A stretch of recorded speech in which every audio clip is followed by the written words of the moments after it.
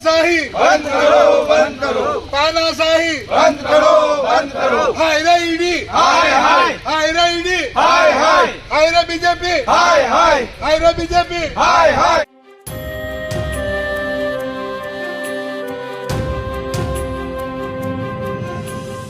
નર્મદા લાઈવમાં તમારું સ્વાગત છે। 12 વર્ષ જૂના કેસમાં ઈડીએ કોંગ્રેસ સાંસદ અને વિપક્ષના નેતા રાહુલ ગાંધી અને ઇન્ડિયન નેશનલ કોંગ્રેસના અધ્યક્ષ સોનિયા ગાંધી સહિત 4 મોટા કોંગ્રેસી નેતાઓ સામે ચાર્જશીટ ફાઇલ કરતા સમગ્ર દેશમાં કોંગ્રેસ કાર્યકર્તાઓમાં રોષ ફાટી નીકળ્યો છે। ત્યારે નર્મદાના રાજપીપળા ખાતે કોંગ્રેસ કાર્યકરોએ નર્મદા કલેક્ટર કચેરી ખાતે કેટલાક કાર્યકરો અને હોદ્દેદારો પહોંચ્યા હતા, સૂત્રોચ્ચાર કર્યા હતા અને અધિક કલેક્ટરને આવેદનપત્ર આપી પોતાનો વિરોધ નોંધાવ્યો હતો।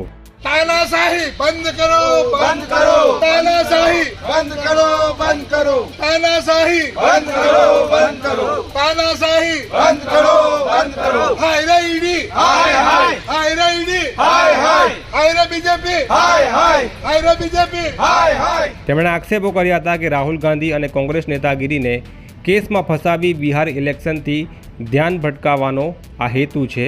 હંમેશની જેમ આજે પણ કોંગ્રેસના કાર્યકરોની સંખ્યા પાંખી જણાઈ હતી અને કેટલાક હોદ્દેદારો ગેરહાજર હતા, કેટલાક હોદ્દેદારો સમયસર આવ્યા પણ નહોતા, જેના કારણે આવેદનપત્ર આપવાનો કાર્યક્રમ જાહેર કર્યા કરતાં અડધો કલાક લેટ થયો હતો।